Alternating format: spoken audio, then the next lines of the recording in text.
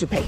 The US, when they borrow money, they're getting it in 1.5, 1.9 interest rate. Africans, when they get the same amount of money, they're paying 9, 10%. The people who don't need a break, they get a break. The ones who need a break, they don't get a break.